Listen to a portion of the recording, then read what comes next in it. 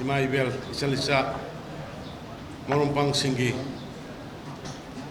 khara da oiragasu mateng oinanaba haidana kogi Bharat Sarkar na launch tauba aduga Manipur state government na launch tauba scheme singi beneficiary singda kanaba pigadaba adugumba thabak khara aikoina paikhatchaba singdu yenthokchabagi thauramni piktangna pangthokpani nahana achouba ma crore chahum ga kunthra mukki relief ta leibiribi isalise sing ima sing marumpang aduga atai awana taraba singda yenthokpagi thauramma ikoi state kainoda pangthokkhare aikoigi hall da city convention da aduga ngasigi sina amuk sericulture amadi labor department ki adugi phangadaba beneficiary singda paisa yamba yamdaba khara khara do isu dorukanda aikogi sahi amamuk sab leppa da no wana laba mayamda khara da ursu mateng pangba ngamnaba haidana sinjabani ana sugumba Damatelo matam sida lengbirai mayam puna mayamukana kai kuno hochari loinana dais election biriba ngasigi function jeki president honorable minister Shri Dinko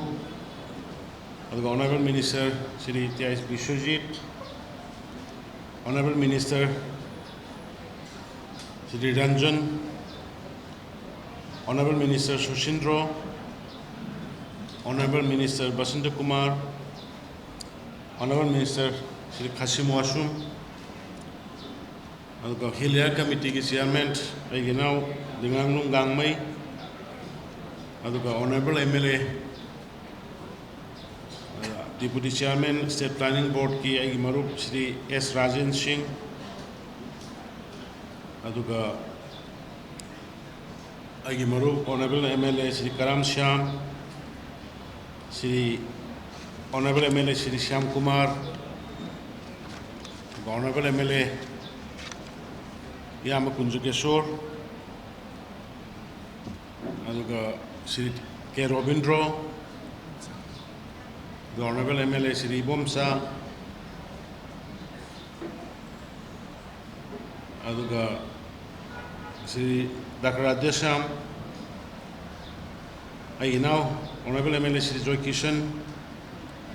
Honorable MLA Hanjam Arun Kumar, aduga itaima honorable MLA Rembam Nalini, aduga LDA ki chairman Ashni, aduga Yamba Sharat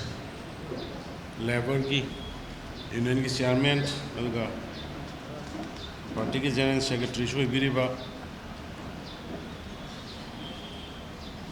Amadi Mang the election biriba banki ya maroina government sigi state government sigi sugumba scheme kaya da mateng pang biriba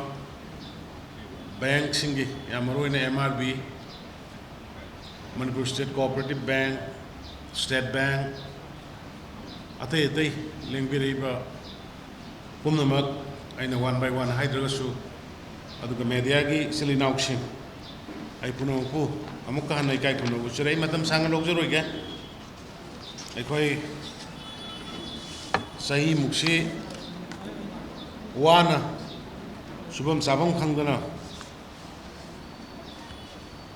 lainar pa mayam dunga si aikoi hingdaba yadabani na aikoi gi madugi imung da yum da togdaba yadaba activities khara hawhannabagi pangka togjabani mayam nu birangani aigi Facebook page ngarang su aikoi economic revival team ma chali kanglai food ki kangbu aduga aigi tongan ba different civil society organization sing dorkanda relief camp da leiba sing ima ibel sing isa isel sing aduga relief camp nata ba village da leiba sing chu ko food processing ki kari gi taw mayam ma yam phajana response lai lekai da hobo u hai wa hai buji mangdre even boroi mangdre hai kha mangdre madugidu loina fajana shema kanda process tor kanda koi mapanda thaba market yonba madugi achoba training sa koi makhal da tawri adagi koi gi vermicompost ꯍꯥꯔ ꯑꯩꯈꯣꯏꯒꯤ ꯁꯥꯕ ꯁꯦꯝꯕ ꯑꯗꯨꯗ ꯄꯩꯁꯥ ꯌꯥꯝꯅ ꯀꯥꯟꯅꯈ꯭ꯔꯖꯥꯠꯅꯤ ꯑꯗ ꯃꯗꯨꯒꯤ training ꯄꯤꯔꯤ ꯍꯧꯖꯤꯛ ꯆꯠꯇꯅ ꯆꯦꯡꯒꯨꯝ ꯊꯥꯕꯒꯤ ꯑꯗꯒꯤ ꯌꯦꯅꯥꯎ ꯉꯥꯅꯨ ꯃꯆꯥ ꯑꯩꯈꯣꯏ ꯃꯅꯤꯄꯨꯔꯗ ꯍꯧꯖꯤꯛ ꯑꯣꯜꯂꯦ ꯍꯥꯟꯅꯗꯤ ꯃꯄꯥꯟꯗꯒꯤ ꯌꯦꯅꯥꯎꯁꯦ ꯄꯨꯁꯤꯜꯂꯛꯑꯃꯅꯤ ꯍꯧꯖꯤꯛꯇꯤ ꯃꯅꯤꯄꯨꯔꯗ ꯑꯩꯈꯣꯏ ꯃꯦꯆꯤꯟ ꯃꯗꯨꯒꯤ ꯂꯩꯔꯦ ꯑꯗꯨ ꯅꯨꯃꯤꯠ 12 ꯈꯨꯗꯤꯡꯒꯤ ꯌꯦꯟ ꯃꯆꯥꯁꯤ ꯑꯣꯜꯍꯜꯂꯒ ꯑꯩꯈꯣꯏ ꯃꯌꯥꯝꯗ ꯐꯪꯍꯟꯕ ꯉꯝꯃꯦ ꯉꯥ ꯃꯆꯥ ꯑꯩꯈꯣꯏꯒꯤ ꯏꯚꯟ ꯑꯩꯈꯣꯏꯒꯤ ꯌꯥꯝꯅ ꯐꯦꯃꯁ ꯁ꯭ꯇꯦꯠꯁꯤꯒꯤ ꯃꯩꯇꯩ ꯁꯔꯦꯡ ꯍꯥꯏꯅ ꯈꯪꯅꯕ ꯑꯗꯨꯒꯤ ꯂꯣꯀꯦꯜ ꯁꯔꯦꯡꯗꯨ ꯍꯧꯖꯤꯛ ꯑꯩꯈꯣꯏ ꯃꯆꯥ ꯄꯨꯊꯣꯛꯑꯒ ꯌꯣꯟꯕ ꯉꯝꯃꯛꯑꯦ ꯁꯤ ꯄꯨꯝꯅꯃꯛꯁꯤ ꯃꯌꯥꯝꯒꯤ ꯃꯄꯥꯟꯗꯒꯤꯅꯤ ꯌꯥꯝ ꯃꯔꯨꯑꯣꯏꯅ ꯁꯦꯔꯤꯀꯜꯆꯔꯗ ꯍꯧꯖꯤꯛ ꯇꯧꯔꯤꯕ ꯑꯦꯛꯇꯤꯚꯤꯇꯤꯁ ꯃꯌꯥꯝ ꯍꯦꯟꯅ ꯎꯕꯤꯔꯝꯃꯒꯅꯤ ꯁꯦꯔꯤꯀꯜꯆꯔꯒꯤ ꯑꯩꯈꯣꯏ ꯃꯐꯝ 4-5ꯗ ꯑꯆꯧ ꯑꯆꯧꯕ ꯑꯩꯈꯣꯏ ꯊꯕꯛ ꯇꯧꯔꯤ integrated oak cluster project Sandel Tamenglong None Churachandpur adagi iri project Senapati Jiribam adagi intensive biovoltaic project in Ukhrul Kamjong adagi Tamenglong adagi women empowerment through sericulture Kaching Sandel Imphal East masidai da koi makhal makhya gi hai river seri ga mari leina bada ada seri si amna पैसा से rotation याम थुबा मगी lung सिंग का ममन से याम वांग तांग अदुग पृथ्वी याम पामना pot अखोगी से अदुना मदुदसु अखोई याम कन emphasis पीरगा कन्ना होनजरी अखोई state सिदा अवाना तारिबसे अखोई सेंट्रल गवर्नमेंट की यामना सब चाबा मयामना निंग थुंगमदब याय मयामना पांबा और अखोइना पांबदु हेक यौद्रगसु हेक मदुमक तौबसु यादबा मरमदि अखोइगी मसेलगी मरक्ता ओइबा खरसु यावबा मपानगी पोट खरसु यावबा मदुगी खंतोक खंजिन तौबदा भारत सरकार सु मणिपुर सरकार सु मदुगी अवाबा थेंगनै मरक्ता लैखिबनिना aduna adugumbadu da akhoi ningba thungdaba khotaba mayam ama yaurangani adubu koi patient khangba kanba tai khonaba kanba tai aduna hojik phawbada akhoi bharat sarkar na relief camp ta leiriba singsi daida mateng piraiba lepalaite koi kanagumba kanagummi kharana Parliament ming palliga pandega ina tawbu very sorry pity politics tonogum se ming pallasu pandrasu ngasi phawbuda ai he hawbudagi akhoida thadaraiba mayam se aroibane yum sabagi thadaraiba adagi ising isawgi da piraiba adagi kanogi da huji relief ta lairiba cheng free da piriba huji phawbuda अखोइना कनो तो relief cam operation तो बता relief के हांगे busing की मसी की operation तो बता करोड़ साम के निफु मंगानी ये फाव बता अखोइना एक्सप्लेन तो रिसे अदगी टेम्पररी हाउसिंग साबा कोई प्री फैब्रिकेटेड यूम साबा आदा लैबा यादरमिना मोगी लैभम जी पीबगी साबा खतदसु करोड़ साम के कुनमरी नि अदगी टेलीविजन सेट लोइना अखोइ रिलीफ कैम्प सिंग से याम येलिबनी अदुन मसीदा करोड़ अहुमनी अदगी मी अमममदा लिसिंग अममम हेक रिलीफ के अंदर लेरिबा मी अमममदा लिसिंग इमुंग अमदा मी तरा लेरे इमुंग दुद लिसिंग तरा इमुंग दुद मी मंगा लेरे इमुंग दुद लिसिंग मंगा मसी से कोई राउंड मरी रख पी खरबन मसी की राउंड मरी रख पी बस कोई रुपा पुन्न करोड़ पुन गुहुंदोय अदगी compensatory package अखोगी लौगी उहोद्रे उबा ngamogdre changba ngamogdre na tawbasida da adagi yumgi adagi angang singi nutrition personal hygiene compensatory package da karo trampan mujhe sakra thadagrabani adagi angang singi nutrition and personal hygiene sigi mayam se 44 crore अनि थादरी से अदगी special assistant इमुंग खुदिंगी इरांग सिना थोब सोहनग्रब इमुंग खुदिंगी रुपा लाख अमम पीबगी सी होजे अखोई अहानब instalment लिसिंग कुनमंगा 6000 family दा अखोई येंथोक्रबनी अहानबगी vena 25000 इस अदगी मो permanent housing की yum music साबा होनरे ma'am ngarang ubirangwani torbungda akhoi changbagi akhoi change torbunggi wa akhoi ta da dingangbi gano politics sobi gano na hairiba adagi kaino dagi serauda sugnuda yum hujik loina changaga saganare yam hanjanare adama sigi yum permanent room yum saba sigi damakta akhoi 736 family da lupa crore kunmo akhoi thado khare aina masi panjari si waro bigano mayam kana kana gumba some PT politics to bakangbu kharana ikoi government si mayam gi relief game da lady basi gi kaim da tawdrabu gumba ade relief game da salaga awana do khara unaru ro hekta government si kaim da tumina leba da unuga uhonna ba honna ba khara yawba adu gi fact and figure do facts and figure do mayam da thamjabani aduga natural calamities handak len tagi andaki len tabadu da manipur gi puwari da senior oibsu yawbiri honorable MLA minister mayam su yawbiri manipur gi puwari da suguma natural calamity thoga khudakta len ngasi targa hayeng dagi jingga yen base karai da karam matam da thokrage kanbiru karamba manipur gi karamba sarkar gi matam da ngasi len targa yum nong yure herga hayeng nongan badagi numinini humni dagi jingga paksana yen base hoi Thama Sondaba Port York the Bugi, put up the loining yen with the Tumdico. Other no one with the yen baho government, the current government like the gave. Masida the Jingata and the Yelisha Koi Cyclo Canodo Helapagi, the Lupa Karor Nimfuni Twigi. A 42,000 family, the 42,000 family showy, Mother the 45 crore Jinganevi Yelis. Jinga Jishu Koi Kanoganate, Swai the Bazar from Apabanote, 30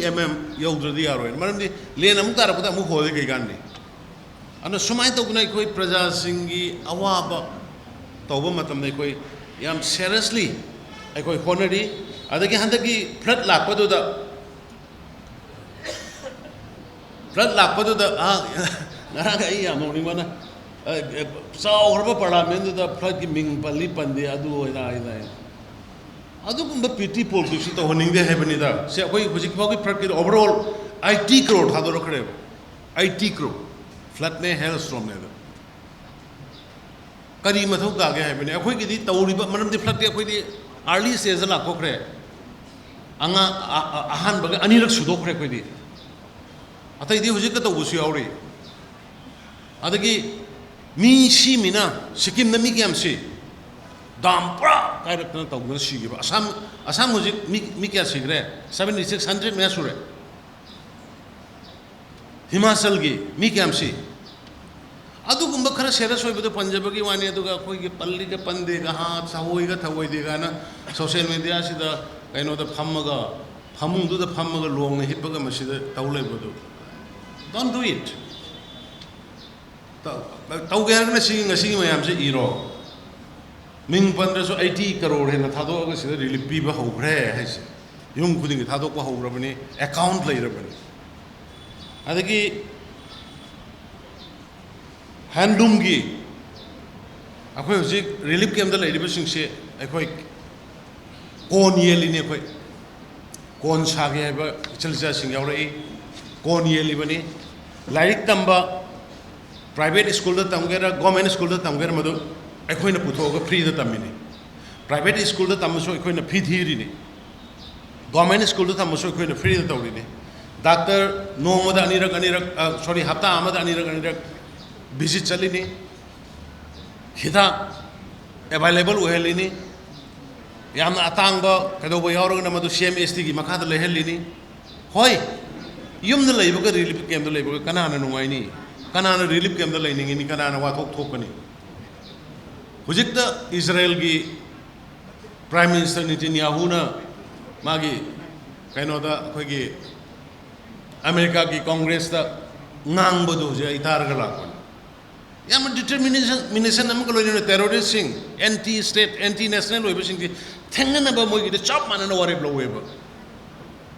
अखोगी anti national लोइब anti state लोइब अदुगुंबा inhuman लोइब कांगो दो थेंगनबा होनबदा गदरा अखोई मसेनगी मरकता popularity ताननबा अखोई मसेनगी मरकता credit लौननबा होनबगी अदुमदा चटकदरा अखोइसे confuse चले अदुना अई अपील लेट अस यूनाइट अखोई लिंगजेन मानसे अदुगा फत्तबा स्टेट सिबु थुगाइगे तौनरइबा स्टेट सिदा मांगनबा होनरइबा आउटसाइडर सिंग अदुगा इंटरनली मनुंगदगिसु यावरमबसिंग दुदो अदु खतंग थेंगनसे बइखोय नाखै सेंगना प्रजा पुनमक अखोई येंगनबु नते जाति खुदिंगमक अखोई इसिल इनाव ngaktani ट्राइब अखोई कुंथ्रागो हुंदोय मरी लय अखोई रिकॉग्नाइज तौरबा अदुगी इसिल नाव सिंग मयाम दो अखोई इसिल नाव ngaktani अखोई पुन्न लेमिनरी लेमिनदोयनि हुजिकी थोलैबो पोछि कराइ देनो सि बांग्लादेश नोय उरमनी म्यांमार दो उरमनी इंडिया दसु उरमनी सि उन खंगदबदों अखोई Tumin लैगुमसे whatever we are doing today is for you ngasi gi mirol amde tungi mirol gi ne bai khoi ngasi sarkar na thengnari ba aduga volunteer mayam tholaga thengnari se masa gi lana gi nate masidai da koi masel hunnaba ekoi masel injannaba adagi kak tongnaba se koi tongnadaba fai aduga sidai da koi gi ngasi gi warba praja sing si karmai tawdana hanagi phibam du da hanagi manipur do Miss Femina पांथोम Manipur international की football tournament और Manipur hotel में सानब होनब ताज की अदुगी अखोई सागे ना कोई chain तानब मपानदगी लांब टूरिस्ट मयाम मणिपुर इन्वेस्ट तौगे ना तौवा होरम मयाम लम कोइब लाको मयाम मणिपुर की फजब मणिपुर की मियाम की हॉस्पिटैलिटी मधु मैम दो अखोई अमुक रिवाइव तौननबा होनमिनसे अखोई पुन्ना अदुना अखोई गवर्नमेंट की साइड की याम कन्ना अखोई मथंग पुलिस हेडक्वार्टर की सारिबा लोइसलाए अदगी अखोई कइनोगी सिविल सेक्रेटरीट हुजी अखोई कन्ना थबक हौरे अदगी अतई सिंगदा तमदा नाखन पाइखलेबा प्रोजेक्ट मैमसी फजना अथुब मतमदा संगा खोकादना लोइसलेरगा अदगी इमुंग चाना थंगनब वालिबा ngasai कोई बैंक की चिलिनाव सिंग वारी सानाबनी फैमिली खुदिंगी वन फैमिली वन लाइवलीहुड देना गवर्नमेंट के थबक इंगांग तौजदबा सेंट्रल लेतबा इमुंग सिंगसिगी मोगी हिंगननबगी लंबी याननबगी कोई बजट कोई असेंबली हयेंग हंचित तारीख 38 दगी फमनी मदुदसो कोई याम फजना यावरी अदुगा हंतकी भारत की बजट यामना हिस्टरी कोइबा यूथ सिंगी empowerment youth sing the thabak pibagi not less than around 4 crore muki subject to correction adagi laitalaira sing the gi yum sanana bagi adagi women's empowerment yam phajana yauri aduna maroina youth sing na ngasi frustration gi thabai ngang phangdabagi leiriba pochi mayam focus pa yam phajana phire adagi akhoi gi women sing gi nupi sing empowerment gi matang yam phajana pire kanana tawramge ne budget ko budi mai laina da ba akhoi gi chada kunthra nupi sing gi sit reserve tawgodamni laurai se akhoi na bahab kabo tabdagi laura lai sarkar mayam ama pangre kanam tawramde only prime minister modi ji gi matamda nupi sing gi 33% la 33% reserve तौने लौथोइसिनी हौदोरे मथंगी लाको election दगे सुमाइना अखोई पुन्ना चनमिनसी हुजिकी relief camp दा लैरिबा मयाम दा अखोई याम कन्न focus पीरी अदुगा लोइनना relief camp नतबा खुंगंगदा